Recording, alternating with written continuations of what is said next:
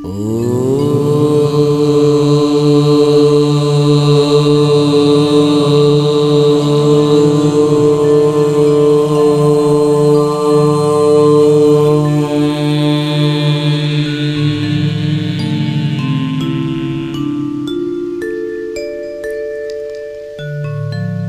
से नेत्रों को सहला करके नेत्र खोल लें, सहज मुद्रा में आ जाएं।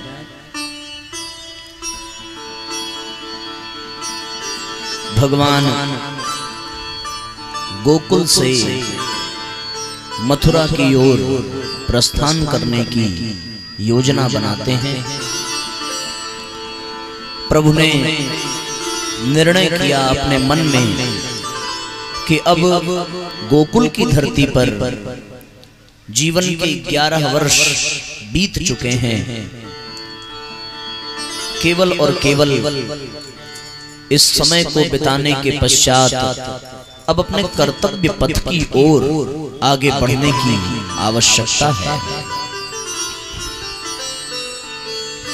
उस पथ पर जिसके लिए उन्होंने अवतार लिया है, जिस उद्देश्य से भगवान का आगमन हुआ है। कंस ने अक्रूर जी को भगवान को लाने के लिए गोकुल भेजा। अक्रूर जी मन में बड़े प्रसन्न हैं कि अब वो पहली बार भगवान का दर्शन करेंगे। ये भगवान के बड़े भक्त हैं। अक्रूर का तात्पर्य जो क्रूर न हो, जो बहुत शांत हो, जो हिंसक न हो, जिसमें दया हो, क्षमा हो, करुणा हो। भगवान श्री कृष्ण और बलराम जी ने अक्रूर जी का भली भांति सम्मान किया। वे आराम से पलंग पर बैठ गए। उन्होंने मार्ग में जो जो अभिलाषाएं की थी वे सब पूरी हो गईं। परीक्षित को कथा सुनाते हुए सुखदेव जी ने कहा कि हे परीक्षित, लक्ष्मी के आश्रय स्थान भगवान श्री कृष्ण के प्रसन्न होने पर ऐसी कौन सी वस्तु है जो प्राप्त नहीं हो सकती। फिर भी भगवान के परम प्रेमी भक्तजन किसी भी वस्तु की कामना नहीं करते। देवकी नंदन भगवान श्री कृष्ण ने सायंकाल का भोजन करने के पश्चात अक्रूर जी के पास जाकर अपने स्वजन संबंधियों के साथ कंस के व्यवहार और उसके अगले कार्यक्रम के संबंध में पूछा। भगवान श्री कृष्ण ने कहा, चाचा जी, आपका हृदय बड़ा शुद्ध है। आपको यात्रा में कोई कष्ट तो नहीं हुआ। स्वागत है आपका। मैं आपकी मंगल कामना करता हूँ। मथुरा के हमारे आत्मीय सुहृद कुटुंबी तथा अन्य संबंधी सब कुशल और स्वस्थ हैं ना? हमारा तो नाम मात्र का मामा कंस हमारे ही कुल की एक भयंकर व्याधि है। जब तक वो बढ़ती रहेगी तब तक हम अपने वंश वालों और उनके बाल बच्चों का कुशल मंगल क्या पूछें। मेरा दुर्भाग्य है कि मैं इतना बड़ा हो गया पर अब तक अपने माँ बाप के दर्शन न कर सका। वो अब भी उस अपराध का दंड भोग रहे हैं जो अपराध उन्होंने किया ही नहीं है। उन्हें इस बात की केवल सजा मिल रही है कि वो मेरे माता पिता हैं। अक्रूर ने नंद और यशोदा को ये बात बताई कि कृष्ण और बलराम उनके पुत्र नहीं हैं। इस बात को सुन करके यशोदा को बहुत ज्यादा कष्ट हुआ। नंद बाबा भी विलाप करने लगे।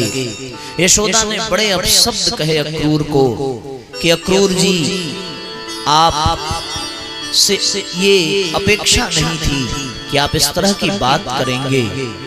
पर जैसे जैसे समय बीता वैसे वैसे यशोदा ने ये स्वीकार कर लिया कि वास्तव में जिसे वो जीवन भर लाला लाला कहती रही, वो उसका अपना लाला नहीं है। जिसे उसने माखन खिलाया, मिश्री खिलाई, जिसे उसने अपनी गोद में सुलाया, आदि आदि भगवान की बाल लीलाओं का स्मरण करती वो बेचारी रात भर विलाप करती रही। उसके आज कष्ट का कोई पारावार नहीं है, फिर भी कर ही क्या सकती है। इसलिए अपने मन को समझाती, अपने मन को मनाती यशोदा। रात्रि बीत गई, अक्रूर जी तैयार हुए। पूरे गोकुल में इस बात की खबर फैली कि कन्हैया गोकुल छोड़ करके मथुरा जा रहे हैं। सारे गोकुलवासी, सभी गोपियां, सभी ग्वाल, सब नंद बाबा के दरवाजे पर एकत्रित हुए। सबने अपनी अपनी भावनाएं व्यक्त की। भगवान सबसे अनुमति चाहते हैं मथुरा जाने के लिए। मैया मोहे जाने दे, जाने दे मोहे मथुरा जाना, जाने दे मोहे मथुरा जाना। मैया मोहे जाने दे, जाने दे मोहे मथुरा जाना, जाने दे मोहे मथुरा जाना। प्यार दुलार से पालने वाली, प्यार दुलार से पालने वाली, अपने लाल को मत बिसराना, मत बिसराना। लाला रे मोहे छोड़ न जाना, जाने दे मोहे मथुरा जाना।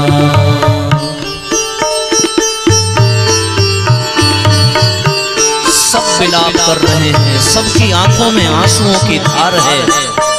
कोई चाहता नहीं है कि भगवान उनसे दूर जाए।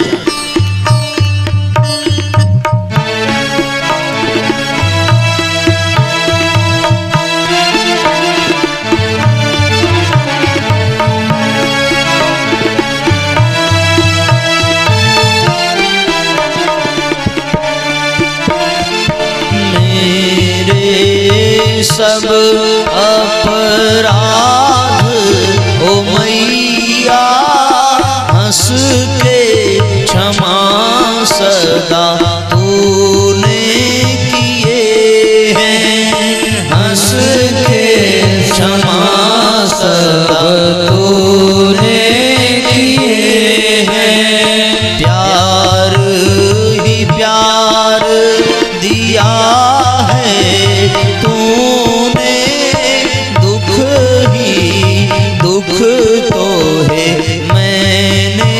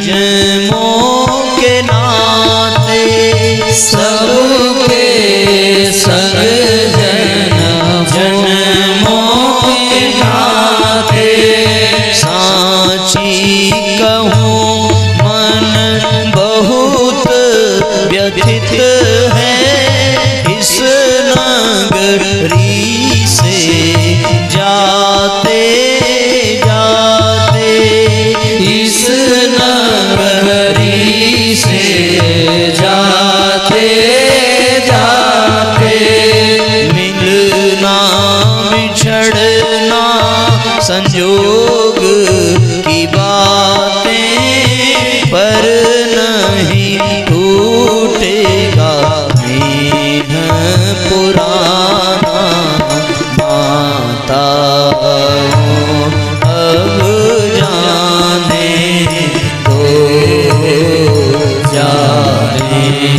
दो मोहे मथुरा जाना जाने दो मोहे मथुरा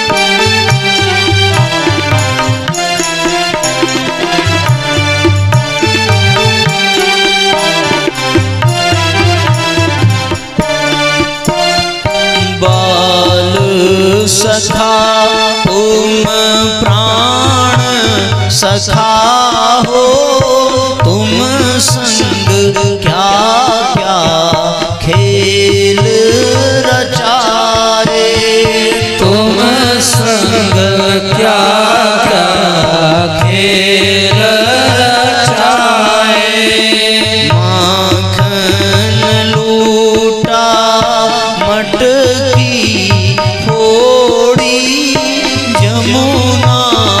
तट पर चीर चुराए जमुना तट पर चीर चुराए बाल सखा तुम प्राण सखा हो तुम संग क्या क्या खेल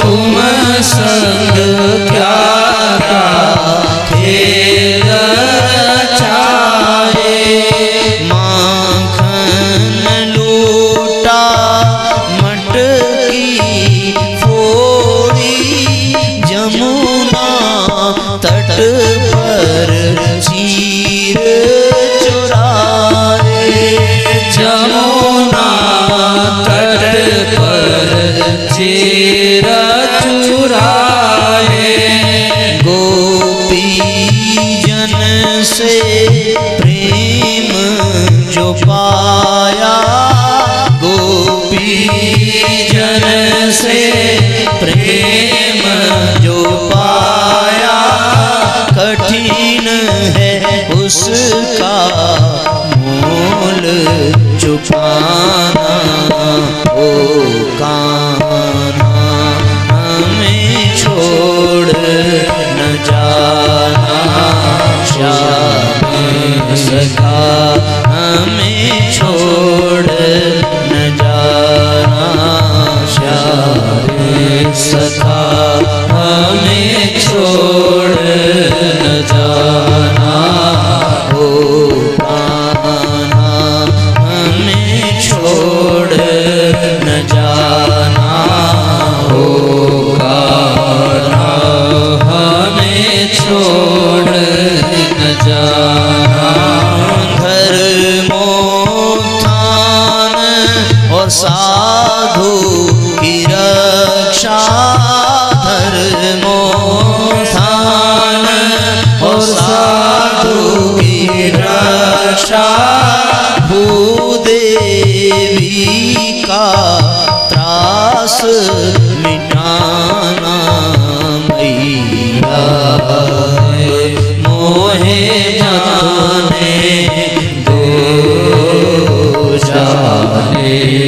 दो मोहे मथुरा जाना, जाने दो मोहे मथुरा जाना।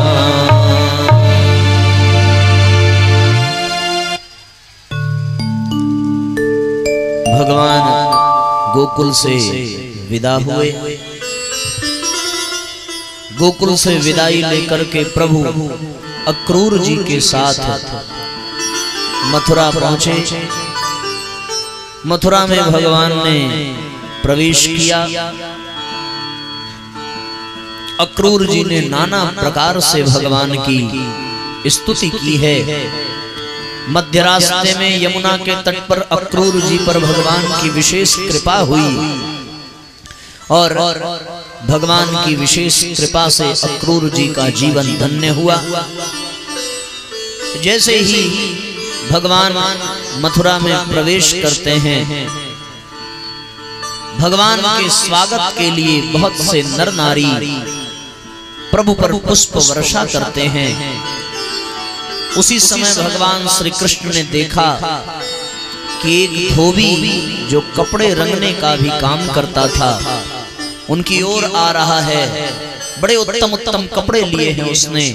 भगवान ने उससे वस्त्र मांगे और भगवान के वस्त्र मांगने पर वो धोबी बड़ा क्रोधित हुआ कि तुम गोकुलवासी, वृक्षों के नीचे रहने वाले, पहाड़ों में दूसरों को लूटने वाले, सबको बेवकूफ बनाने वाले, तुम्हें अच्छे कपड़ों की क्या आवश्यकता? तुम तो वृक्षों के पत्ते ही लपेट करके जीवन जीते हो। इस बात को सुन करके प्रभु को आनंद आया और प्रभु ने पहचान लिया ये कोई और नहीं है बल्कि ये वही धोबी है जिसके नाते सीता को वन भेजना पड़ा दोबारा। और भगवान अत्यंत क्रोधित हुए और भगवान जब क्रोधित हुए तो उसके पश्चात भगवान ने उसकी गर्दन पकड़ी और गर्दन पकड़ करके इतनी जोर से झटका दिया कि वो उसके प्राण पखेरु वहीं उड़ गए। भगवान ने उसका कल्याण किया। कुछ दूर जाने पर एक कुब्जा आ रही थी जो कंस की सेवा में निरंतर रहती है। परीक्षित से सुखदेव जी कहते हैं कि भगवान श्री कृष्ण जब अपनी मंडली के साथ राजमार्ग से आगे बढ़े तब उन्होंने एक युवती स्त्री को देखा जिसका मुंह तो बहुत सुंदर था परंतु वो शरीर से कुबड़ी थी, कुब्जा थी। भगवान ने मुस्कुराते हुए उससे पूछा, सुंदरी तुम कौन हो? वो कंस के देह पर उबटन लगाने वाली सैरंध्री कुब्जा ने कहा, हे परम सुंदर, मैं कहाँ सुंदरी हूँ, मैं तो कंस की दासी हूँ। कंस के शरीर पर चंदन और अंगराग भोजराज को लेपन करने वाली, मुझे सुंदर कह करके हमें गाली न दीजिए। भगवान ने कहा कि देवी, मैं तन की सुंदरता नहीं देखता, मैं तो मन और आत्मा की सुंदरता देखता हूँ। भगवान ने अपने पैरों से उसके अंगूठे को दबाया, अपने हाथों को उसकी ढूंढी पर उसकी ठुड्डी पर लगाया और हल्का सा दबाव देकर के भगवान ने उसे ऊपर उठाया और उस कुब्जा का पूरा शरीर एक सुंदर राजकुमारी के रूप में बदल गया। वो कुब्जा बारंबार भगवान के चरणों में प्रणाम करती रही और भगवान मुस्कुरा करके उसको प्रसन्न करके उसका कल्याण करके उसके कष्टों को हर करके आनंद प्रदान करने वाले परमानंद परमात्मा आगे की ओर बढ़े।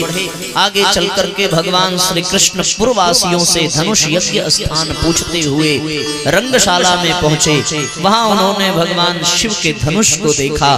भगवान शिव के धनुष को देख करके कन्हैया का मन बना उस धनुष को उठाया जाए। भगवान ने धनुष को उठाया, प्रत्यंचा चढ़ाई, उतने में ही धनुष के दो टुकड़े हुए। कंस के वहां सैनिक विद्यमान थे। भगवान ने और बलराम जी ने उन सैनिकों को मौत के घाट उतारा। कंस को ये पता चला कि श्री कृष्ण और बलराम ने धनुष तोड़ दिया, रक्षकों तथा उनकी सहायता के लिए भेजी हुई सेना का भी संहार कर डाला। ये सब उसके लिए केवल खिलवाड़ ही था। इसके लिए उन्हें कोई श्रम नहीं करना पड़ा, कोई कठिनाई नहीं उठानी पड़ी। तो वो बहुत डर गया, इतना डर गया कि वो रात भर सो न सका। रात्रि पर्यंत उसके मन मस्तिष्क में केवल कृष्ण ही कृष्ण नाचते रहे। भगवान का इतना चिंतन जितना कंस ने किया, बड़े बड़े भक्त भी इतना चिंतन नहीं कर पाते। शत्रु भाव से हो अथवा मित्र भाव से, भगवान तो यही कहते हैं कि हे भक्तों, जो मुझे भजता है, जो मेरा स्मरण करता है, क्योंकि नवधा भक्ति में स्मरण भी एक भक्ति है। श्रवणम कीर्तनम विष्णु स्मरणम पाद सेवनम, स्मरण करना भी एक भक्ति है। किस भाव से कर रहा है? प्रेम भाव से करे तो उसे भगवान प्रेम के रूप में दर्शन देते हैं। शत्रु भाव से करे तो भगवान शत्रु के रूप में उसका उद्धार करते हैं। कंस के ऊपर भगवान की कृपा होने वाली है, इसलिए कंस रात भर इस भय में, इस डर में कि कहीं कृष्ण आ न जाएं, निरंतर निमग्न रहता है। जब रात्रि बीती, ब्रह्म मुहूर्त आया, संध्या वंदन के लिए परमात्मा स्वयं जगे और सूर्य नारायण को सूर्यार्घ्य दे करके मस्तक झुका करके भगवान भास्कर को प्रणाम करते हैं। इतने में ही उनके पास ब्रह्मा आदि देवता प्रकट हो गए और ब्रह्मा आदि देवताओं ने कहा कि हे भगवान, आपसे विनती है, आज इस समय में, इस मुहूर्त में कंस का मार्केश ग्रह है, आपसे प्रार्थना है प्रभु आज विलंब न करेंगे। उसी मुहूर्त में, उसी नक्षत्र में, उसी ग्रह में आज उस कंस का उद्धार करें, जिससे इस धरती का पाप मिटे और ये धरती भारहीन होकर फिर से प्रसन्न हो जाए। भगवान ने सब देवताओं की प्रार्थना को स्वीकार किया। कंस ने कुबलिया पीड़ आदि हाथियों को मदिरा का सेवन कराया और जिस रास्ते से भगवान का आगमन हो रहा था उस राजपथ पर उन्होंने मदिरा से मदमत्त हाथियों को भेजा। भगवान कृष्ण ने और बलराम ने मिलकर के उन हाथियों से युद्ध किया और युद्ध करके उन हाथियों का संहार किया। संहार करने के पश्चात भगवान ने हाथी के दंत को उखाड़े और दंत को लेकर के भगवान कंस की सभा में पधारे। बोलिए कृष्ण कन्हैया लाल की जय। सामने कंस सिंहासन पर बैठा है, अगल बगल बहुत बड़ी संख्या में प्रजा बैठी है, बीच में मल्ल युद्ध के लिए बड़े बड़े योद्धा खड़े हैं और भगवान कृष्ण और बलराम हाथी के दांत को लेकर के कंस की उस सभा में पहुंचे। कान्हे लिए गज दंत सभा में हलधर संग आए भयहारी। कान्हे लिए गज दंत सभा में हलधर संग आए भयहारी। महागज मार्यो दंत उखार्यो देखी के कंस अचंभित भारी। महागज मार्यो दंत उखार्यो देखी के कंस अचंभित भारी। अपनी अपनी अंतर दृष्टि से, अपनी अपनी अंतर दृष्टि से देख रहे प्रभु को नर नारी। भावना जैसी रही जिनके मन प्रभु मूरत तीन तैसी निहारी। भावना जैसी रहे जिनके मन प्रभु मूरत तीन तैसी निहारी। भगवान के सामने सब हैं और सबके सामने भगवान हैं। जिसने भगवान को देखा और भगवान ने जिनको देखा, जिसकी जैसी भावना थी वैसी भावना लेकर के सब भगवान के दृश्य को देखकर, भगवान को देखकर अपनी भावना के अनुसार भगवान का अनुभव करते हैं। योधन को नाथ परम योद्धा, अब जित अतुलित बलवीर लगे। शस्त्रन से अंग सुसज्जित है, रण बीच खड़े रणधीर लगे। योधन को नाथ परम योद्धा, अब जित अतुलित बलवीर लगे। शस्त्रन से अंग सुसज्जित है, रण बीच खड़े रणधीर लगे। नव युवतिन को कामावतार, प्रिय दर्शन काम शरीर लगे। कर में लेके जो पुष्प बाण, तो ये बदन के तीर लगे। वत्सला दृष्टि से जो देखे, उन्हें छोटे से रस खान लगे।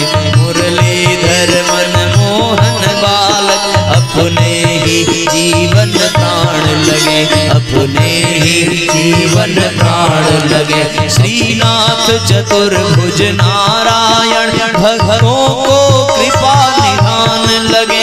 तिहु लोक भूप अभिनव अनूप, भगवत स्वरूप भगवान लगे। भगवत स्वरूप भगवान लगे। भगवत स्वरूप भगवान लगे। क्रूर कुटिल खल कामी, कंस को हरि में देयम राज दिखाई। क्रूर कुटिल खल कामी, कंस को हरि में देयम राज दिखाई। काल कराल महाविकराल, गदा लिए हाथ खड़े हरि राई। काल कराल महाविकराल, गदा लिए हाथ खड़े हरि राई। कृष्ण और कंस हैं आमने सामने, कृष्ण और कंस हैं आमने सामने। तीनों लोग रहे अकुलाई, कृष्ण और कंस में है यदुवंश में। धर्म और पाप की आज लड़ाई, कृष्ण और कंस में है यदुवंश में। धर्म और पाप की आज लड़ाई, धर्म और पाप की आज लड़ाई। भगवान कृष्ण एक ओर खड़े हैं, कंस एक ओर अपने सिंहासन पर बैठा है। उसने बड़े बड़े चाड़ूर मुष्टिक आदि पहलवानों को तैनात कर रखा भगवान से युद्ध कराने के लिए। भगवान ने उनकी भावनाओं को समझा, उनसे युद्ध किया। युद्ध करने के पश्चात उन पहलवानों को पराजित किया। कंस ने जब देखा कि ये पहलवान पराजित हो रहे हैं, उसने अपनी म्यान से तलवार निकाला। कंस के सारे सैनिक युद्ध के लिए टूट पड़े। भगवान के साथ आए हुए ग्वाल बालों ने भी युद्ध का जवाब दिया और दोनों तरफ से भयंकर युद्ध हुआ। भगवान ने न इधर देखा न उधर देखा, दौड़कर कंस के पास पहुंचे। कंस को पकड़ा, उठाया और उठा करके जमीन पर पटक करके उसके ऊपर उसकी छाती पर चढ़ बैठे। दोनों हाथों की मुष्टिका बनाई और इतनी जोर से कंस के सीने पर प्रहार किया कि एक एक प्रहार में कंस के प्राण बखेर उड़ गए। कंस की ज्योति भगवान कृष्ण के चरण में समाहित हो गई। बोलिए कंसारी भगवान की जय। कंस का उद्धार हुआ। तत्पश्चात भगवान अपने नाना उग्रसेन को कारागृह से मुक्त कराते हैं और कारागृह से मुक्त कराने के पश्चात परमात्मा उस कारागृह में गए, उस जेल में गए जहां भगवान के माता पिता देवकी और वसुदेव वर्षों से बंद हैं। भगवान ने उन्हें भी मुक्त कराया, दंडवत प्रणाम किया। भगवान ने बारंबार क्षमा मांगी कि हे माँ, हे पिता, मैं आपका गुनहगार हूँ, मैं आपका अपराधी हूँ, मेरे ही कारण आपको जेल में, कारागृह में इतने दिनों तक बिताना पड़ा, मुझे क्षमा कर दें। अपने लाल को, अपने बच्चे को देख करके देवकी और वसुदेव के आनंद का ठिकाना न रहा। आज पूरी मथुरा नगरी को दुल्हन की तरह सजाया गया। भगवान के नाना श्री उग्रसेन का पुनः राज्याभिषेक हुआ और भगवान के प्रभाव से पूरे मथुरा नगरी में आनंद ही आनंद का प्रवाह बन गया।